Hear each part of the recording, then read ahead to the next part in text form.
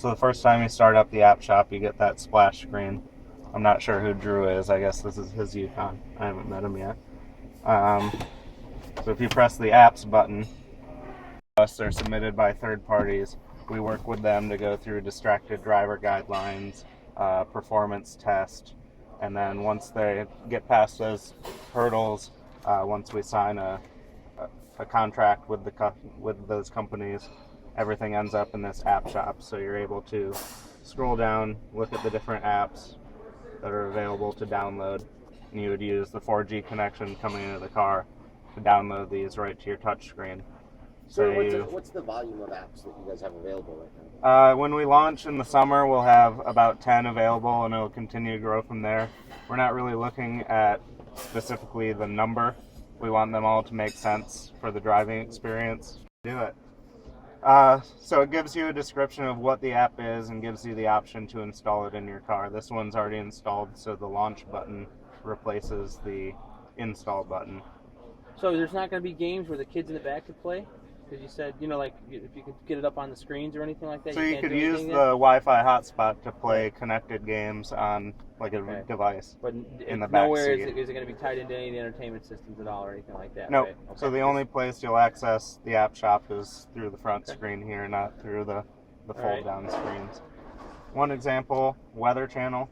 You've probably seen it on a smartphone. We worked with the Weather Channel to make larger, easier to read icons that are better for a driving environment. Opens up, gives you a 5-day forecast. You can also go through hourly. And one of the things we worked on with them is adding an audible feature that reads each day's forecast to you, so you're not looking down to read wind speed and highs and lows for the whole day. So this nice lady will read you each day's forecast within it's the still Weather snowing Channel. in Lake Tahoe.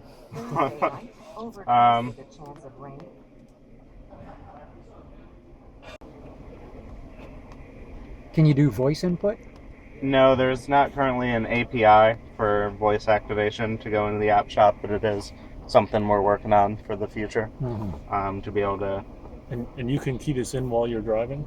No, anything with a keyboard is one of the functions that's locked out while you're in motion. Okay. Yep, checkbox. So that's one of the things that does not pass distracted driver guidelines is keyboard functions. Couldn't you do a sensor so if the passenger's doing it? Navigation function, so we're considering that, and that being an option for these apps as well. In their current state, that's not how they're set up, but the potential is definitely there. So 39 degrees. Still snowing? In Lake Tahoe, still snowing, still expected to snow for a couple more days.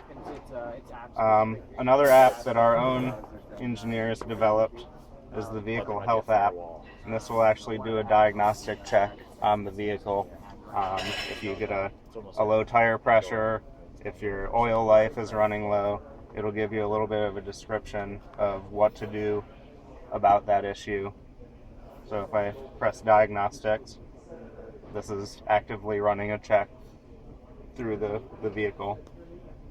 It says everything is okay. Let's say we get a tire pressure, it starts going low.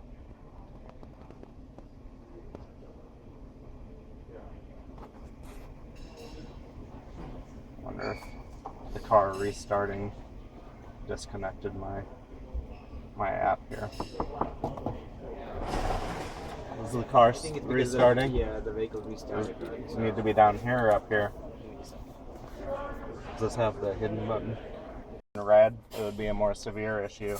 You can go in and see what the issue is. So our oil life's at 15%, so it's yellow because it's just cautioning you that pretty soon you should consider it. If it gets down below, let's say at 5%, it'll be red and letting you know to get your car in for service as soon as possible.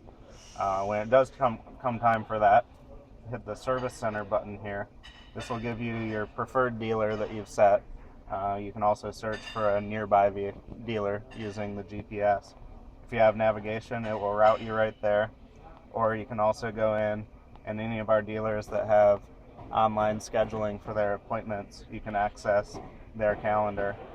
Say I want an appointment on Monday morning with my dealer. Grays out all of the times that are not available.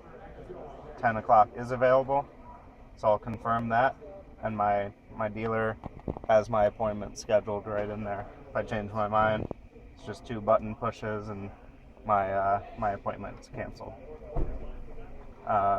If you're playing an audio app like NPR or iHeartRadio, it'll continue to stream the audio in the background while you're running another app, so it does allow for multitasking. So you can go between different apps and still listen to your radio while you're going along. And do these apps sync back to OnStar, or what happens when you move vehicle to vehicle? You would need to re-download for each vehicle that you go in. But so once I do that once in a GM vehicle, I can sync all my GM vehicles? Or no, it would. This specific Yukon, you would download apps to it.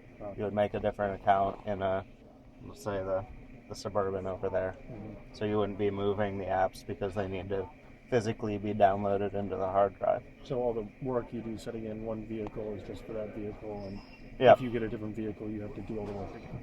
Yep, and we're looking at some updates that do ease the transition. Mm-hmm. If you buy a 2015 and then end up buying a 2018, we think by then we'll have some account features in place to easily move your settings. It would still require, like a smartphone today, you would actually have to download all of those apps back into the car, but we're looking into ways that could possibly automatically make that happen.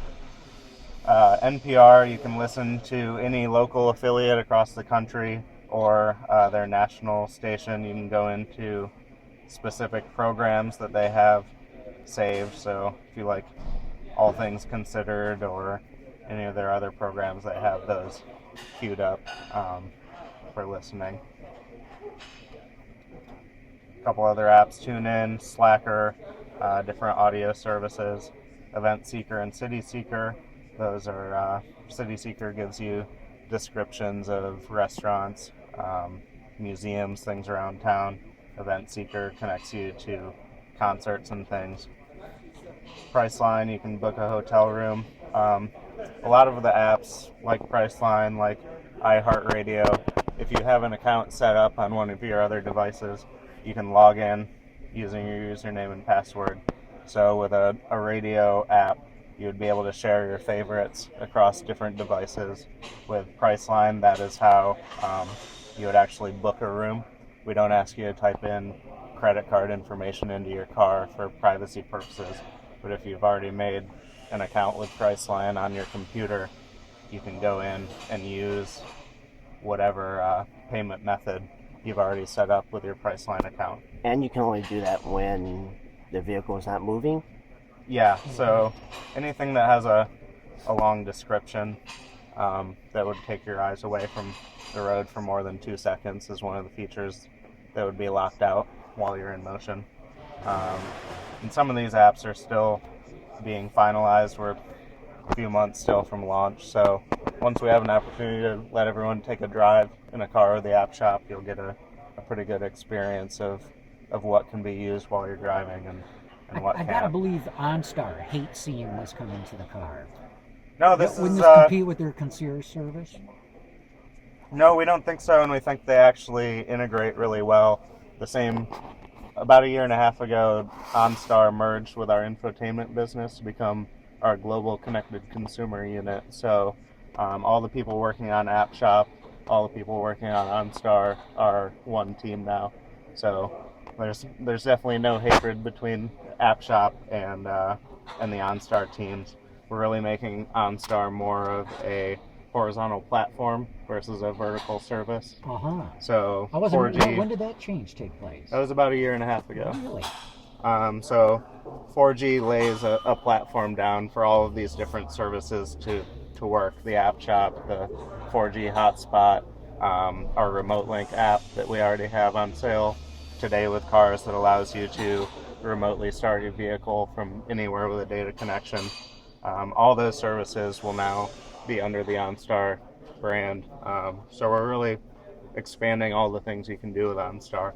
Hey Stuart, we only have about 5 minutes left. Can you give us key highlights of the 4G, like what else you can do, pairing and things like that? Because we're gonna have to take off soon. Okay. And one more thing with your question, John.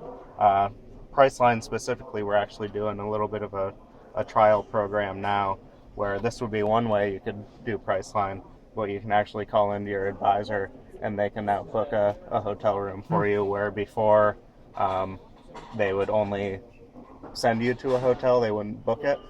So through these business partnerships that we're developing with the app shop, it's actually possibly adding more features to our advisor services as well.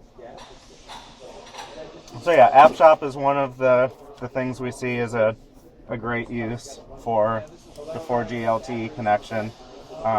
The 4G hotspot, pairing up to 7 devices within the car, is another. And then, of course, we have our Remote Link app for the phone, and moving to 4G will make the performance of this app a little better. Some of the screens take a while to load now, pulling information from your car. I actually have this hooked up to a Yukon Denali out in the parking lot, so I could lock, unlock, remote start, flash the horn, or flash the lights and honk the horn. Allows me to see my gas tank level, my tire pressures. I could send a navigation destination right to the car. So these are all the different things that are possible when you do have a data connection going right into the car. If you're always relying on a smartphone connection to bring connectivity into your car, you're missing out on things like this, because if you take your phone with you, your car is no longer connected. If your car is connected, then your phone works as an extension of what you can do with your vehicle. So we think it's the way things are going in the future. Having that connection always on in your vehicle is a big part of where we're moving. And what will be the price for this 4G system? So just as our OnStar hardware today, it'll come standard on every vehicle. There will be a demo period where you can test everything out. Currently, our OnStar services come for 6 months with every car. When we get closer to the 4G LTE launch, we'll announce some of the details of pricing of the data plans, what levels the data plans are for the amount of data you're getting, and how we're going to handle this free trial period because we definitely want people to experience these services and know what you're getting, so we want to give them that free trial period to give a chance to do that.